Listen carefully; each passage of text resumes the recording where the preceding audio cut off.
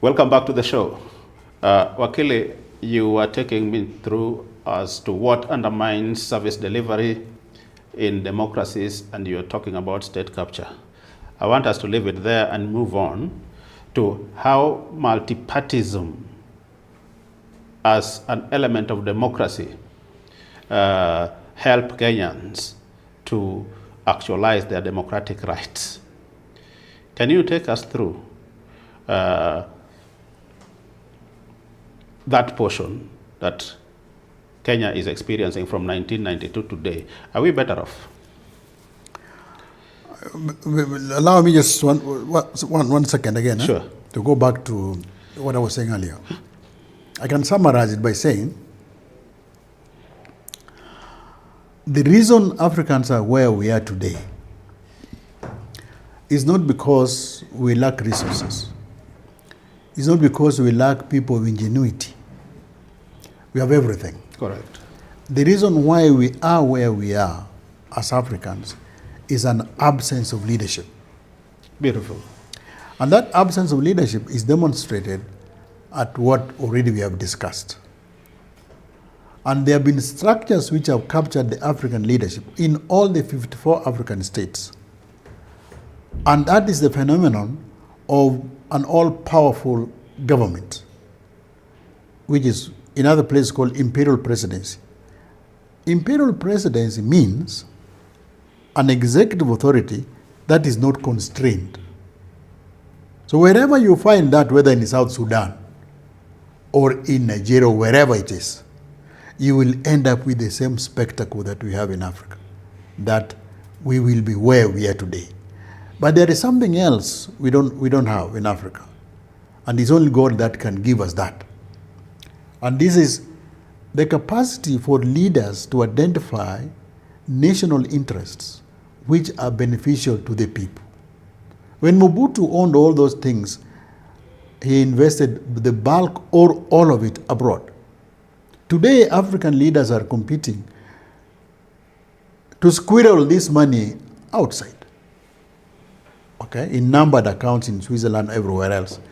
Nobody does that if you are a human being, but we do it. Why do we do it? Because of leadership. We will leave that, and we need to go back to until we address that component. But Wakili, let me ask you. Traditionally, as Africans, we have had good leadership. We had kingdoms that thrive, that serve their people. We have the Asante Kotoko kingdom. We had the Baganda kingdom. We had the Mansa Musa kingdom. And those served their people very well.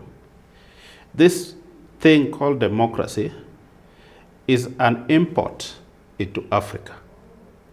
And with all its structures, it is an import from outside Africa. And Africans have become mad over democracy until you can not take it away. And yet, we were better off without it. How do you reconcile those two? It is time that Africans stopped blaming people outside. It is time we Africans looked at where we are today and addressed the question, are we happy? Is this taking us where we want to go? Not taking us where we want to go as individual nations, taking us where we want to go as a continent, as a people. If what we have is not delivering, let's abandon it. But what we're talking about, in the past there was something called negritude. And people used to say, negritude, they used to say, this is what we were, the ones we're talking about, all those. Yeah. Wole Soyinka said, a tiger does not proclaim its tigritude, which means it pounces. In short, translated, that means, let us not go back to the Kasumba of yesteryears. Let us deal with here and now. Amongst the community of nations in the world, Africa is underperforming. We are the laughing stock of the world. But what we must address is, if we were so good hundreds of years ago, now we are not competing well It is up to us to make the decision. Do we want to reinvent what worked 200, 300, 400 years ago? But how do we stop blaming outsiders? Yet, they have come and set the rules for us. The United Nations is there. The IMF is there. The World Health Organization is there. The World Trade Organization is there. And we are signatories. So we cannot operate outside the rules of these institutions. And we did not create them. These are Bretton Woods institutions. The people who created them designed them for their benefits, not for our benefits. How do we disentangle ourselves from this so that we chart our own destiny? A South Korean professor, economics professor, wrote a book called The Bad Samaritans. You look at it. I know you have read it, but if you haven't, look at it. I will. And the thing he said in that book, which I found very, very interesting, is that, in short, what he's saying is that our destiny is in our own hands. We can do it, and it has been done. South Koreans did it, despite those things we are talking about. They did it in not very democratic terms, but they delivered South Korea.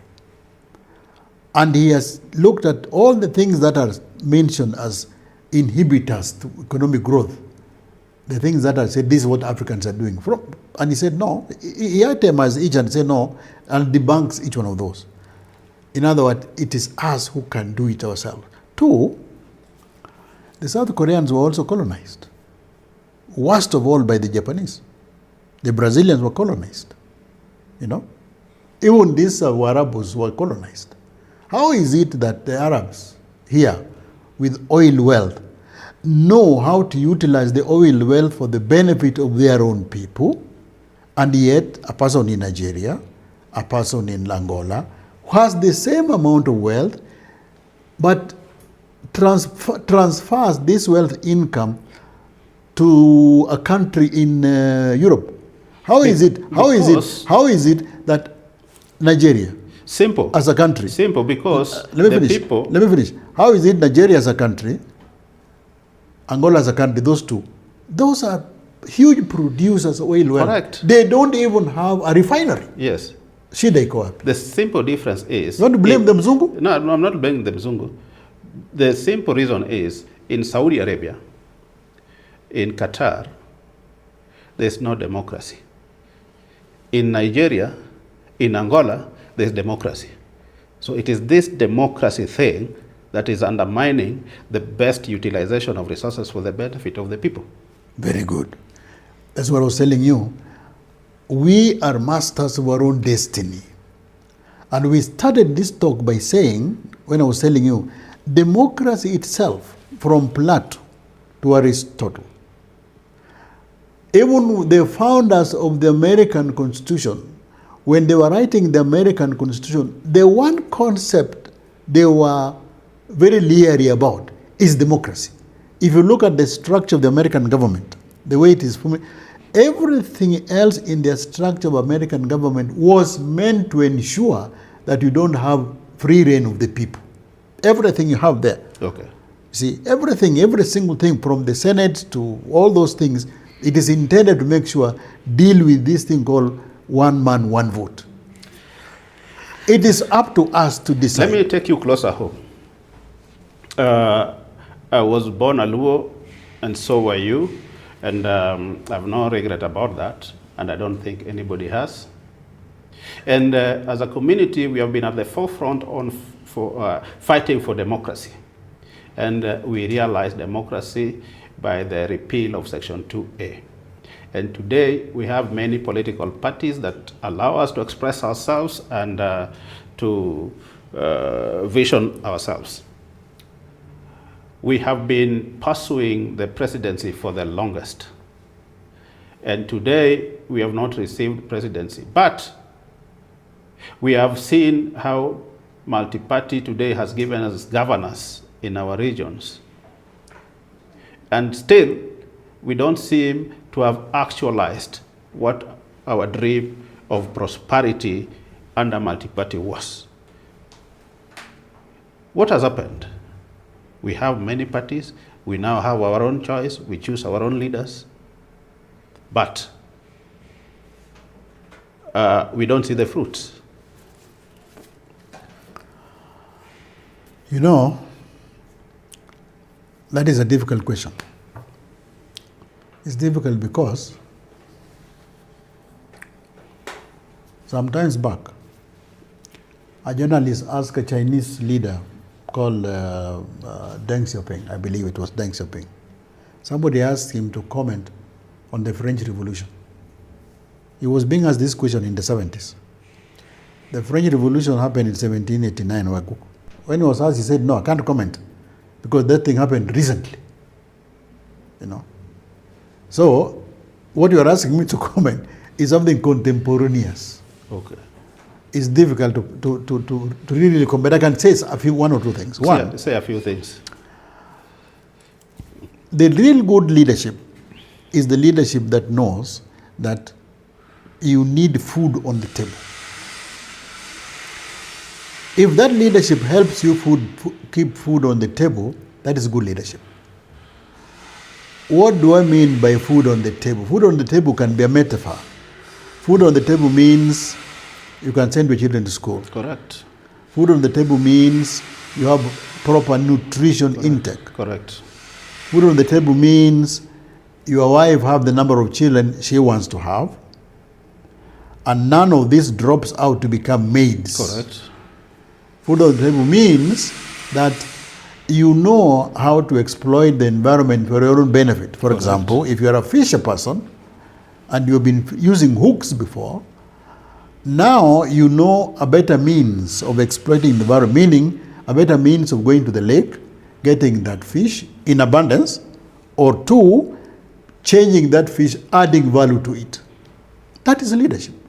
Food in the table means, in this context, you have schools where there are teachers. You have health centers that work.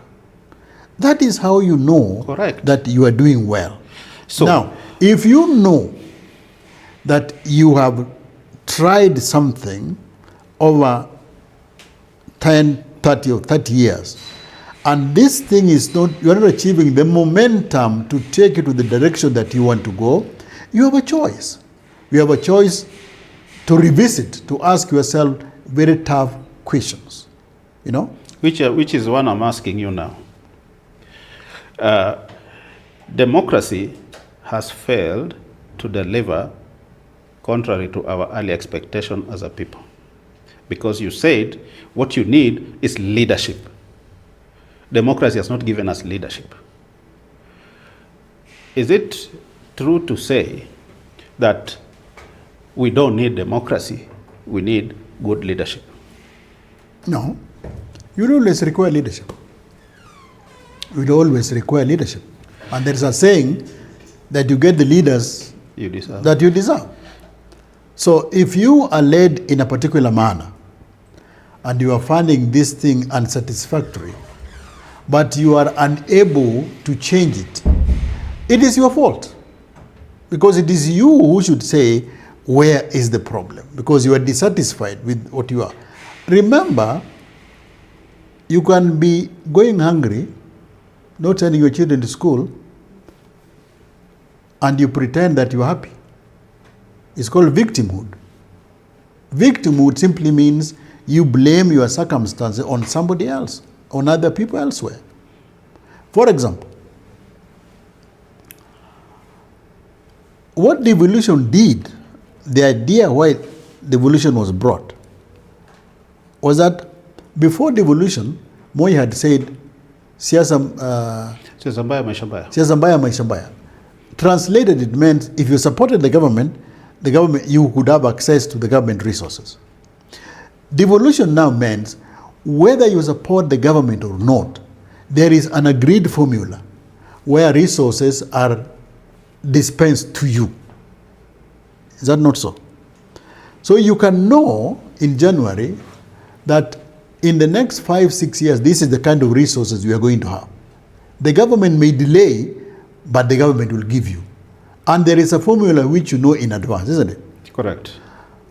And you will find that as we make transition, some of the Kenyan counties will become more and more adept at running devolutions.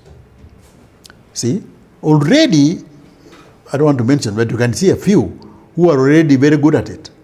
Some will be very good at running their devolutions, but some will be left, this money will be allocated to them, it will be eaten. James, I know you are running away from a question here, but I will just let you go without dealing with it if you insist. Because I'm not a politician. We have moved away from single-man dictatorship under single party. And apparently we have landed onto party dictatorship. Yes. What is our way out now? Because what the people are struggling for is to get better life, service delivery, and prosperity. And that is a function of leadership. The time before multi-party, I could see even from our region, we were electing better quality leaders than we are electing today. Is multi-party a curse instead of being a blessing? Well, earlier we said, at the Pan-African level, we said that from 1992, African countries became multi-party. And it so happened that all African countries which were monolithic, which were one party, 1991-92 was the magic year when all of them became baptized, became multi-party. Well, all over. Some used that to prosper. None of them have gone very far. Some used that to mark time and remain where they are. It is possible that at a miniature level, in Nyanza or in another place, we are replicating that we are blaming anybody else but ourselves. This thing is in our hands. Okay. Let's move away from that, Wakili. I won't let you go before you unpack for us something that has been very common in our country in the recent times. And this is what is called the Gen Z uprising. I know we've seen season 1 and season 2. Probably we will see season 3 of Gen Z uprising. What is the cause of this Gen Z uprising from your perspective? And how can we deal with it? The biggest mistake that we can make in Kenya, and which we are about to make or we are already making, is to isolate this and see Gen Zs as a uniquely Kenyan problem. Gen Zs is a global problem. In Africa today, the proportion of the population that is below age 35 or 32 is almost 70%. That is in Africa. And when you have a population 70%, they are unhappy with the plight of their fathers, or their parents. They have seen their parents die in poverty, not getting services, so they want to get those services. So the biggest mistake we can make today is to imagine that Gen Z is a uniquely Kenyan thing. This is an African and a global thing. What does it mean? If you don't deal with it proactively, if you don't deal with it sensitively, it will overwhelm you. Gen Z is not a curse. Gen Z is not a threat to our well-being.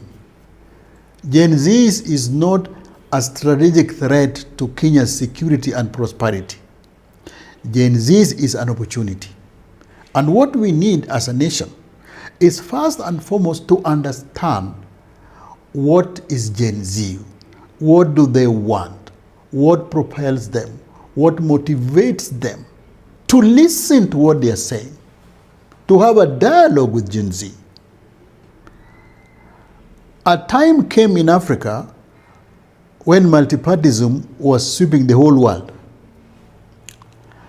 And those African countries who knew what to do became multi-party. All right? A time came in Africa when in the West, they were talking about the IMF and World Bank, all those, the neo-conservative orthodoxy. Those countries that didn't bend paid the price for it. It is a time now for us in Africa to live with this thing called Gen Z. Nigerians are saying, they're saying if the tree that stands when there's wind, there are some trees which decide to defy the wind, but there are other trees which bend. The Nigerians say the trees which bend, after the wind goes, they stand up again. The ones which resist the wind are normally uprooted. That is a Nigerian saying. Correct. What does it mean? It means Gen Z is a Gale, not Kenyan. It's an African thing, it's a global thing. You find it in Nepal recently. Correct. You found it in Sri Lanka. Correct. You found it in Bangladesh. Yeah. It was there in Indonesia, and has been there in Kenya. Correct. More successful in Sri Lanka and Bangladesh and in Nepal. And, Not so successful in Kenya as yet, or in Africa as yet. And it is also there in Morocco and all over the whole place. Some people want to say even the Arab Spring was part of Gen Z. I don't think so. But Gen Z is now a global phenomenon. What it means what is... do you call the success of Gen Zs? How are you exemplifying that success? Well, for example, in Nepal, they were through the government. The government resigned and they brought a new one. In Sri Lanka, the prime minister took off. Yeah. In Bangladesh, the same. So that was change that was brought mainly by the forces unleashed by Gen Zs. In Africa, they have not been, so if you mess... They have been successful in Africa, in Tunisia, in Egypt, they were successful. No, that's what I'm saying. The Arab Spring... To the extent of the Arab overthrowing. Spring Yeah. that gave birth to Tunisia, that came from Tunisia, went to Egypt, is a different phenomenon than what we are dealing with now, today. Because what we are dealing with in Kenya, what we are dealing with in Nigeria, in Sri Lanka and all, have got common properties, common characteristics. And what are those properties? This is a portion of the population. This is a demographic group, distinctive and unique in its own way. And they have got certain demands within the globalized setting. If you don't listen to them, if you don't have dialogue with them, if you don't negotiate with them, because you can't bribe them. But there are people who say that the Gen Zs are being incited by the extensive access to information through the social media. And it is not really organic. What do you say to those people? That's foolishness. Sorry to use the term. Yes. I'm sorry, but that is stupidity. Because you are seeing Gen Z as a Kenyan problem. And I want to repeat, the phenomenon called Gen Z is not a Kenyan thing. It is an African thing, it's a global thing. If you are not careful, it will sweep you. It's not even African, it is a global thing. Exactly, yeah. But let's talk on Africa. It's a problem that you can see. This is a hurricane that you can see it coming and rising. And you can have many ways to deal with it. One, you can see it as a national security problem. If you see it as a national security problem, then you will localize it. Your response to it will also be localized, will be domestic, because you are seeing it as a small problem. But if you see it as a problem that is so expansive, if you see it as something with the roots from outside, then you become more careful to analyze it.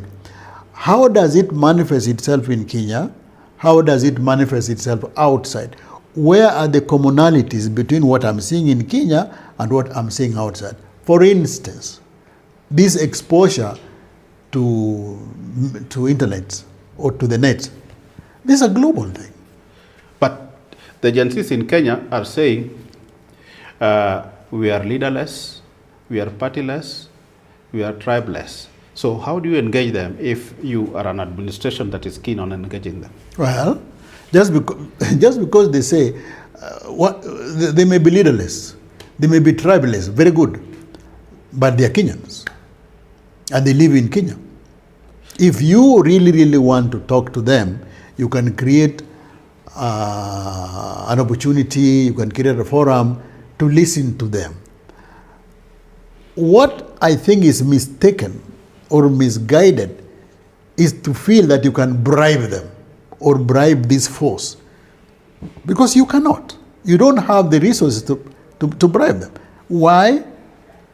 Today they are Gen Zs. In a short while, they will also have their own children. Okay? So you will have the Gen Zs with children, unemployed, and another new Gen Zs. All right? And what are they telling you? You know, Martin, the thing that African governments don't understand, when you travel abroad, sometimes in the past, I went to London, and we arrived at the same time that a plane from Nigeria had arrived. And I went to the customs, and I was very quickly immigration, and we were very quickly ushered in. Hours later, I was going to a conference. Hours later, I was joined by a Nigerian, and he told me, you know, when you arrived, you Kenyans, you found us in waiting, all right? And we were cleared 3 hours or 4 after you. So I asked him, what was the problem? He said, nobody trusts us. Now, that was Kenya. In my own life recently, Simbali sana, you know, we have gone low, okay? It is up to us to say, what do we do now? What do we do for us to recover where we are? With the Gen Zs, it is now a globalized world. They are seeing things. I have kids which are Gen Zs. My father lived, and my father was a fantastic man, and was a good man, very reasonable character. But I knew my limits with my father. I knew when he said do this, there were no arguments there. You know, today my children engages me in endless arguments. Tells you, I don't think I have learned to say, okay, how should we do it? And often I differ, I agree. I have come to say, to consult. You know, I'm consulting my own, consult them. How should this be done? It could be a domestic matter, could be a technical issue. How should this be done? Because I've realized that when you consult them and they feel they have the ownership in the problem, they go out of their way to solve it. Wonderful. So the Gen Z now that we have in this country, all we need is not a politicized effort, a genuine effort to look at them, one, partly as a Kenyan issue, but a Kenyan issue which is a component of a larger global issue. And we say, how do we deal with it in Kenya? How are they dealing with it outside? Then we decide, how do we strategically respond to this? The responses that Gen Zs require can be very painful. For example, recently, what did they say they want? They don't want corruption. Can you fight with that? You know, if they tell you we don't want corruption, how do you fight with that? You put in place a system that ensures there is no corruption. It's dealt with. Wonderful. I believe the audience have heard us, and with that, we come to the end of the show. Let's find a structure of engaging with the Gen Zs. Thank you very much.